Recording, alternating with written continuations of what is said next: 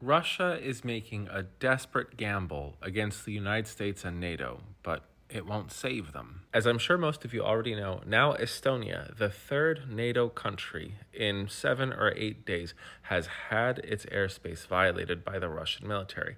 But unlike Romania and Poland, where the violation was done with drones, which were unmanned, this violation in Estonia was with 3 Russian fighter jets, and they were armed with Russian Kinzhals, the hypersonics, or the supposed hypersonics. So, of course, just like Poland, Estonia has now invoked Article 4 of NATO, meaning they have to have a consultation about what to do. And America's response to their allies whose sovereignty and airspace is being violated has been pretty muted.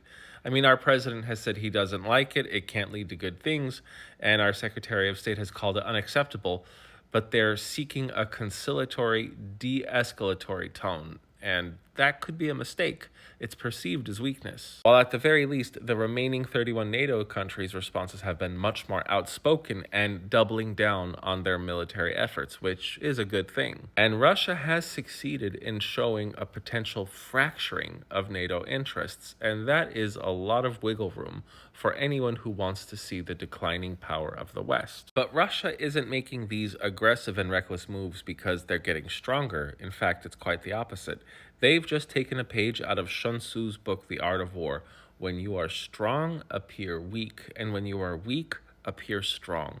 And let's just see how strong Russia is trying to appear. Just remember, the largest and most deadly aircraft carrier on the planet, which is owned by the United States, is parked in Norway, not too far from Russia, to contain anything that Russia may try to send out to attack NATO countries. The US Navy in 2024 set up the Aegis missile defense system in Poland, which was a huge affront to Russia's interests. And according to our own president, 2 nuclear attack subs were just moved closer to Russia, just in case. And let's not forget that Venezuela is Russia's baby in South America. There is a lot of Chinese influence there, but it's more economical. But Russia is the military backbone of this country, and it is Putin that is keeping Maduro in power.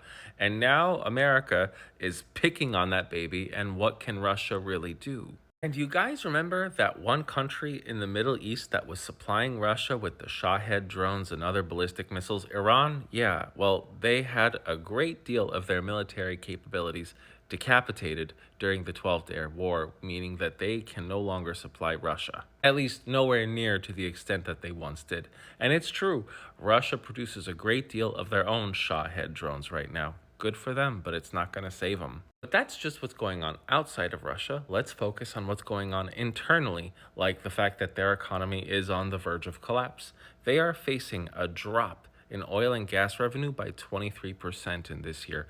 And remember, over half of Russia's total export revenue, which they need, comes in the form of oil and gas. And I know a lot of tankies want to say, oh no, Russia's easily avoiding sanctions and they're still able to trade oil. Yeah, but it's much more expensive for the Russians to do that, especially since they have been selling their oil to India and China at a massive discount through their shadow fleet.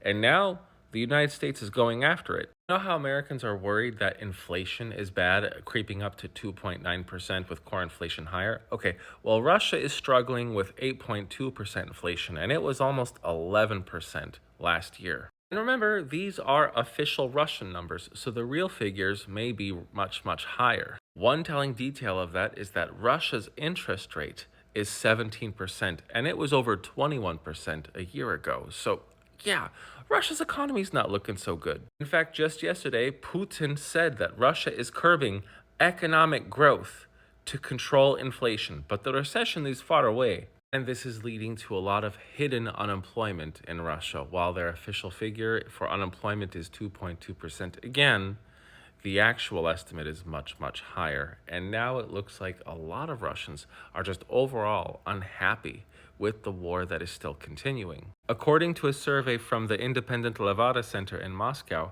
66% of Russians are now calling for peace due to the dissatisfaction and exhaustion from this war. And support for the war has dropped to its lowest level ever. So the walls are closing in on Putin, and he knows it. Speaking of walls closing in, Russia is facing such a weapon shortage that they are trying to buy back their S-400 systems from Turkey.